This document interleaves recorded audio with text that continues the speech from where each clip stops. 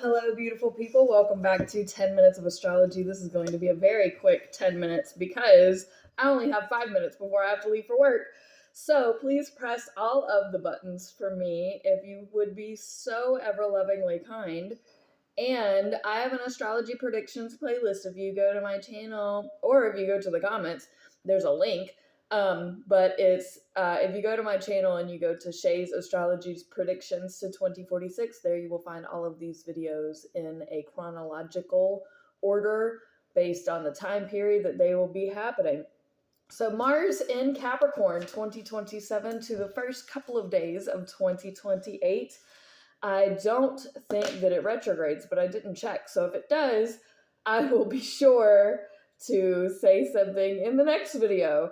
But Mars goes into Capricorn approximately November of 2027. The first thing that it does is a trine to Chiron at 0 degrees. For those of you who know me, 0 degrees, 0 degrees. That's like but it is a trine. And now, for those of you who don't know, Mars is the planet of action, war, determination, stubbornness, headstrong. Aries is the sign of the ram. It goes head first into stuff. It's ego driven.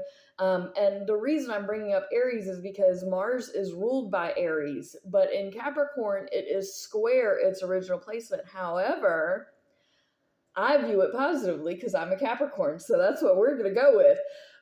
Mars in Capricorn is all about that money. You are acting with your own well-being in mind. Now, one of Capricorn's biggest fears is being in poverty. So Mars actively tries to avoid going into debt, this is when you really pay attention to your finance. Not that you shouldn't, any other time of year, but you should really pay attention this go around. Anywho, the first thing it does is trine Chiron in Taurus at 0 degrees. Trines are beautiful and nice. 0 degrees, you might as well be falling on your face. So I'm going to view it positively just because trines are beautiful. Even though 0 degrees, it may be nice with a twist of your ankle type of thing. Taurus rules the nasal passages. Capricorn is the knees together. This is more bones territory. So just be cautious because Chiron is about healing wounds. Mars is really active. Capricorn's kind of like Sagittarius's can be clumsy. So just, you can laugh at it later maybe. But just be mindful that injury may be possible. Then we have a square at 3 degrees to Neptune in Aries. And this time period is heavy lessons, hard things. Of course, Capricorn can't handle it. Capricorn's the goat. They're the person that you go to when everything else is going wrong. They just keep their shit together. So if you want reliable, dependable, trustworthy, stable, and everything is falling apart, go find your Capricorn. So square to Neptune, this is a really hard spiritual lesson that has to do with your ego. It probably has something to do with, riches aren't everything. Money isn't everything. And yes, you can be determined and motivated, but don't hold yourself back from true spiritual oneness just because you got to pay bills. I mean, we do have to pay bills, but then we have a semi-sextile to Pluto and the North Node at 5 degrees of Aquarius. So don't talk about the nodes a whole lot because I haven't made any videos on them. But because Pluto is conjunct to the North Node opposite the South Node at this moment at 5 degrees, while Mars is semi-sextiling and in conjuncting the South Node. So because there's too much going on at this 5 degrees, that's why I'm bringing it up. Pluto, for those of you who don't know, is sex, death, transformation, reincarnation. Aquarius is social change. It is the water bearer. So they bear all of the emotions of everyone else mentally. This Aquarius is an air sign.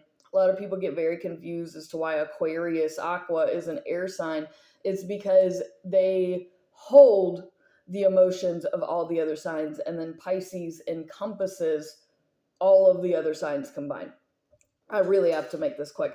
So the North Node is what you strive to be. So in this particular instance, what we're learning is the transformation of society. And we've done a lot of things to make these systems more cohesive and easier to read, and like easier for the people, but now we're adjusting to this. Is like an adjustment phase, and we're learning how to now navigate this new system that has been created. So it may be off to a rocky start, but it is for the better. It is for the collective.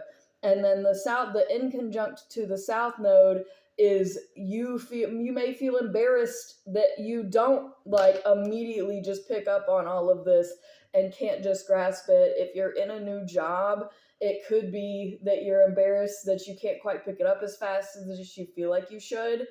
So there's some sort of ego, can't quite figure it out. You feel not ashamed. It could be shameful. It could be guilt.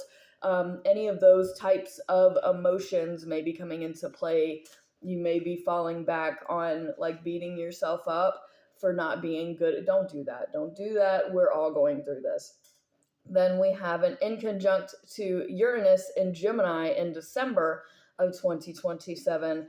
That's at approximately 7 degrees. This is also very difficult because this is a lot of chaos. Uranus is the planet of electricity. Gemini is an air sign. So it's like electric air and movement, and just like imagine the wildfires just sparking in front of your face just from the air. So this is inconjunct to Mars in Capricorn. So this is very active, is very unsettling because Capricorn is a earth sign, it's groundedness, and with the air and the electricity and the movement, it's definitely you're on unsure and unsettled footing, and this could be like a sign of another earthquake. Not saying that big natural disasters, like if they don't happen when I predict them, those are good things, right? But the chances go up when there are difficult universal placements. Then we have a square to Saturn in Aries. So this is absolutely a mutual reception. What's going to happen is Saturn is going to take on its home placement in Capricorn. Mars is going to take on its home placement in Aries. And this square is going to be way more symbiotic than it could be. The negative aspects of this is you're not acting on doing the right things. You are moving too quickly and then faltering on yourself. The good aspects of this are things are at its home placement. You're doing the right things, you're speaking the right ways, and you're acting with that passion and that drive.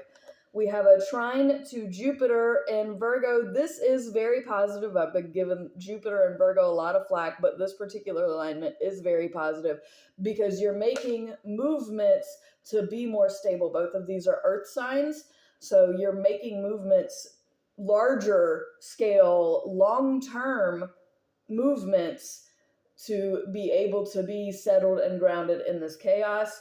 Then Mars goes into Aquarius approximately January 3rd, 2028. I've got to go. Peace out, fam. Love you.